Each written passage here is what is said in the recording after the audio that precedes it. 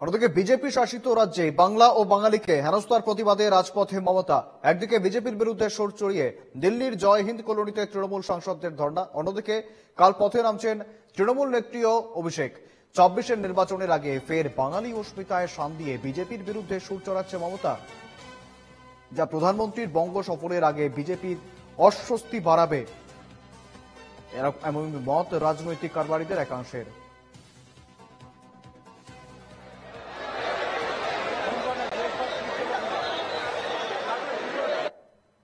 The All India Trinamool Congress non-stop dharna is going on at the Jai Hind Migrant Workers Colony. With me is Ruma, who has a self-faced harassment and being called a Bangladeshi. আপনি বলুন আপনার সাথে কি হয়েছে? আপনাকে ধরে নিয়ে গেছে আর আপনাকে বলেছে আপনি বাংলাদেশি আর আপনার জমির কাগজ চেয়েছে আপনার কাছ থেকে। বলুন। আমাকে ঘর থেকে নিয়ে গেছে, নিয়ে যাওয়ার পর বলছে তোমার আইডি চেক করা হবে, করার পর বলছে তুমি বাংলাদেশি, তো বাংলাদেশে পাঠিয়ে দেওয়া। আমি বলছি আমি না বাংলাদেশি না, আমার আইডি চেক করো, আমি বাংলাদেশের না। পরে আমার আইডি দেখছে, আমার বাপ দাদার কাগজ দেখছে। বাপ দাদার কাগজ সেগুলো তুমি পেলে কি করে? আমি মোবাইল দিয়ে আমার ভাতিজাতে মাঙাইছি থানায়। পরে হ্যাঁ থানায় বাপ দাদার জমির কাগজ। হ্যাঁ বাপ দাদার জমির কাগজ। তারপরে দেখার পর পরে আমাকে ছাড়িয়ে দিয়েছে। We, the Trinamool Congress team, are here at Jai Hind Colony, where the migrant labour, which has lived here for 30 years, they have worked in Delhi, they are all from Kuch Bihar, they are all citizens of India, yet they are being targeted by the BJP as Bangladeshi, and they all have proof that they are citizens of India, they have come from Bengal. And here, some of them who happen to be Muslims, they are saying that they have actually collected money and built a mandir here in Jai Hind Colony. बोलिए ma'am, actually मेरा नाम है आइनुद्दीन हुसैन, मैं कुछ बिहार जिला से belong करता हूँ। यहाँ पे ये जय हिंद कैंप बंगाली बस्ती किशनगंज दिल्ली में मेरा कम से कम 25 या 30 साल हो गए यहाँ रहते हुए। यहाँ सबसे ज़्यादा हमारा मुसलमान आबादी है। यहाँ पे 75% यहाँ मुस्लिम है और यूपीओ में 10% करीब होगा हिंदू और बाकी अदर्स का होगा। तो यहाँ एक मस्जिद भी है। ये मस्जिद जब हुआ था तो हमने सोचा बाकी 10% हिंदू ये लोग जाएगा कहाँ, तो उनके लिए एक मंदिर बनाना चाहिए। फिर हम लोग ने यहाँ का जितना भी नागरिक है जो बस्ती में रहते हैं सब लोग मिल के चंदा कलेक्शन करके इकट्ठा करके हमने मंदिर का भी निर्माण कराया, उनको साथ लेके निर्माण किया। हम लोग करवाया साथ लेके। All got together, they have a masjid, they have built a mandir, they have all lived here for 30 years.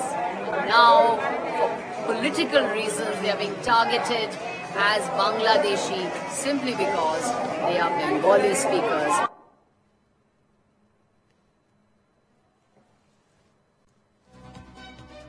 সঙ্গে রয়েছেন প্রতিনিধি রণজয় মুখোপাধ্যায়। রণজয়, রীতিমতো বিজেপি শাসিত রাজ্যগুলিতে বাংলা এবং বাঙালিদের হেনস্থা করার, অপমান করার অভিযোগে এবার পথে নামতে চলেছেন তৃণমূল সুপ্রিমো মমতা বন্দ্যোপাধ্যায়। পাশাপাশি তৃণমূল সাংসদরা দিল্লির হিন্দ কলোনিতে সেই বসতিতে রীতিমতো ধর্নায় বসবেন। কি আপডেট রয়েছে রণজয়? শুভেন্দু, দেখো, গতকাল থেকে দিল্লির হিন্দ কলোনি, যেখানে মাইগ্রেন্ট লেবাররা রয়েছে, যেখানে পরিযায়ী শ্রমিকরা রয়েছে, বাংলার পরিযায়ী শ্রমিকরা, গতকাল থেকে তৃণমূল কংগ্রেসের যে সংসদীয় দল মমতা বন্দ্যোপাধ্যায় পাঠিয়েছেন হিন্দ কলোনিতে তাদের পাশে থাকার বার্তা দেওয়ার জন্য, গতকাল থেকে তাদের অবস্থান চলছে। আজকে বিকেল পর্যন্ত তাদের অবস্থান চলবে। সংসদীয় দলে রয়েছেন দোলা সেন, সাগরিকা ঘোষ এবং সুখেন্দু শেখর রায়, সাকেত গোখেল, এই 4 প্রতিনিধি দল, সংসদীয় প্রতিনিধি, তারা গতকাল থেকে কিন্তু এই অবস্থানে রয়েছেন। যেটা অভিযোগ শাসক দলের তরফ থেকে করা হচ্ছে যে এই হিন্দ কলোনির বাসিন্দারা কেউ 20 বছর, 25 বছর, 30 বছর ধরে তারা সেখানে রয়েছেন। বাংলার এই শ্রমিক, তাদের কাছে বৈধ ভোটার কার্ড রয়েছে, বৈধ আধার কার্ড রয়েছে এবং তারা ভোট দিয়ে থাকে, তথাপি তাদেরকে নানান রকম ভাবে হেনস্থা করা হচ্ছে কেন্দ্র সরকারের তরফ থেকে। কিছুদিন আগেও কেন্দ্র সরকারি টিম এসেছিল, তাদের সমস্ত কিছু বৈধ কাগজপত্র দেখার পরেও কিন্তু তাদেরকে এই হেনস্থার বিষয়টা চালিয়ে যাওয়া হচ্ছে। এমনকি তাদের তাদের যে বিদ্যুৎ সংযোগ, সেই বিদ্যুৎ সংযোগও কিন্তু কেটে দেওয়া হচ্ছে এবং স্থানীয় বাসিন্দারা যে কথাটা বলছেন সম্পূর্ণভাবে বেআইনিভাবে আমাদের উপর এই আক্রমণ হচ্ছে যেহেতু আমরা বাঙালি। এই বার্তা পাওয়ার পরেই মমতা বন্দ্যোপাধ্যায় সংসদীয় প্রতিনিধি দলকে সেখানে পাঠিয়েছেন। গতকাল থেকে সাগরিকা ঘোষ, দোলা সেন, শুভেন্দু শেখর রায় বা সাকেত গোখেলরা সেখানে অবস্থানে রয়েছেন, তাদের পাশে রয়েছেন, তাদের পাশে থাকার বার্তা দিয়েছেন। তুমি জানো যে এর মধ্যে বেশ কয়েকটি ঘটনা ঘটেছে, যেমন আমি যদি বলি কোচবিহার দিনহাটার উত্তম কুমার ব্রজবাসী, তিনি দীর্ঘ 50 বছর সেখানকার বাসিন্দা, তার বৈধ সমস্ত কাগজপত্র সবকিছু থাকা সত্ত্বেও আসামের তরফ থেকে এনআরসি নোটিশ পাঠানো হয়েছে তাকে এবং অবিলম্বে তাকে সেখানে যোগাযোগ করতে বলা হয়েছে। স্বয়ং মুখ্যমন্ত্রী মমতা বন্দ্যোপাধ্যায় সরব হয়েছেন এই বিষয় নিয়ে, শাসক দল তৃণমূল কংগ্রেস সরব হয়েছে। এমনকি 21শে জুলাইয়ের যে সভা হতে চলেছে সেখানে উত্তম কুমার ব্রজবাসী তিনি হাজির থাকবেন বলেই তৃণমূল কংগ্রেস সূত্র মারফত খবর।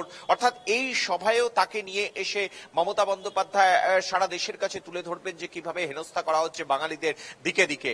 বিজেপি অধ্যুষিত রাজ্যগুলোতে বাঙালিদের হেনস্থা করা হচ্ছে বলে বারংবার দাবি করে আসছে শাসক দল তৃণমূল কংগ্রেস। অন্যদিকে আসামের মুখ্যমন্ত্রী হেমন্ত বিশ্ব শর্মা তিনি এমন কিছু মন্তব্য করছেন, বাংলা বলেই বাংলাদেশি। এই মন্তব্যের কড়া পদক্ষেপ কিন্তু শাসক দল তৃণমূল কংগ্রেসের তরফ থেকে নেওয়া হয়েছে। যেমন দিল্লিতে পরিযায়ী শ্রমিকদের পাশে দাঁড়িয়েছে তৃণমূল কংগ্রেস, সেরকম আগামীকাল কলকাতার রাজপথে বড়সড় মিছিল হবে এই বাংলা বিদ্বেষের প্রতিবাদে, চূড়ান্তভাবে বাংলা বিদ্বেষের প্রতিবাদে বিজেপির বিরুদ্ধে সরব হতে শাসক দল তৃণমূল কংগ্রেস এই বড়সড় মিছিল আয়োজন করেছে। আগামীকাল কলেজ স্ট্রিট, বিদ্যাসাগর মূর্তি থেকে ধর্মতলার ডরিনা ক্রসিং পর্যন্ত এই মিছিল হবে, যেখানে তৃণমূল নেত্রী মমতা বন্দ্যোপাধ্যায় তিনি এই মিছিলে থাকবেন। তৃণমূল কংগ্রেসের সর্বভারতীয় সাধারণ সম্পাদক অভিষেক বন্দ্যোপাধ্যায় তিনিও এই মিছিলে থাকবেন। অর্থাৎ 21শে জুলাইয়ের আগে ফের বড়সড় ভাবে কলকাতা শহরে কর্মসূচি করতে চলেছে তৃণমূল কংগ্রেস। 21শে জুলাইয়ের যে সুর, সেই সুর কিন্তু বাধা হয়ে যাবে এই মিছিলের মাধ্যমেই। তুমি জানো যে সাম্প্রতিক বেশ কিছু বিষয় রয়েছে। এক নম্বরে যেরকম রয়েছে মেরুকরণ, বিজেপির যে হিন্দুত্বের তীব্র মেরুকরণ, অন্যদিকে বাংলা বিদ্বেষী, এবং এই বিষয়গুলো নিয়ে যে শাসক দল তৃণমূল কংগ্রেস 2026-এর নির্বাচনের দিকে লক্ষ্য রেখে 21শে জুলাই বার্তা দেবেন মমতা বন্দ্যোপাধ্যায়, অভিষেক বন্দ্যোপাধ্যায়। তার আগে বিজেপির এই বাংলা বিদ্বেষ, শাসক দল তৃণমূল কংগ্রেসের যেটা অভিযোগ, সেটা নিয়েই কিন্তু পথে নামছেন মমতা বন্দ্যোপাধ্যায়, অভিষেক বন্দ্যোপাধ্যায়। আগামীকাল কলেজ স্ট্রিট থেকে ডরিনা ক্রসিং এখন থেকে পর্যন্ত কিন্তু রীতিমতো সেই ইস্যু লাইন ঠিক করে নিতে চাইছে তৃণমূল দল, যেমনটা জানাচ্ছিলেন আমাদের প্রতিনিধি রণজয় মুখোপাধ্যায়। ধন্যবাদ তোমায় আপাতত রণজয়।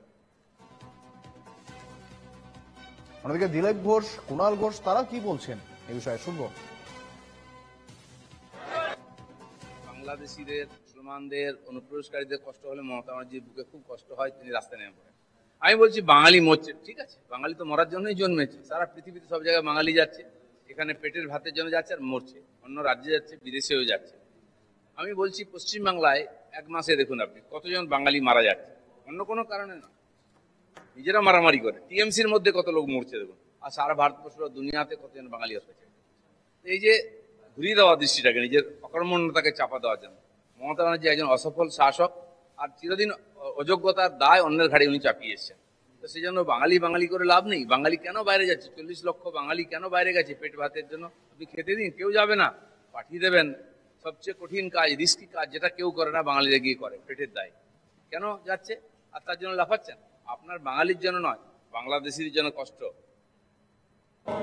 এখানে মমতা বন্দ্যোপাধ্যায় 16 জুলাই পথে নামছেন, সেটা এই বাংলা ভাষীদের বিরুদ্ধে বিজেপির যে চক্রান্ত চলছে। আসামের মুখ্যমন্ত্রী বলছেন বাংলা বললেই ধরে নিতে হবে বিদেশি, বিভিন্ন রাজ্যে বাংলা বললে তাদেরকে বিদেশি বলা হচ্ছে, যদিও পশ্চিমবঙ্গ বা ভারতবর্ষের সমস্ত ডকুমেন্ট থাকা সত্ত্বেও। ফলে এর বিরুদ্ধে মমতা বন্দ্যোপাধ্যায় নামছেন। আসলে বিজেপির এই যে বাংলা বিরোধী, বাঙালি বিরোধী চরিত্রের মুখোশটা মমতা বন্দ্যোপাধ্যায় টেনে মুখোশটা ছিঁড়ে দিচ্ছেন, সেইটা ওদের সহ্য হচ্ছে না বলেই ধরা পড়ে যাচ্ছে এরা বাংলা বিরোধী, বাঙালি বিরোধী। মমতা বন্দ্যোপাধ্যায় পথে নামছেন বাংলার জন্য, বাঙালিদের জন্য, সেই কারণেই এই ধরনের বিভ্রান্তিকর কথাবার্তা বলছে।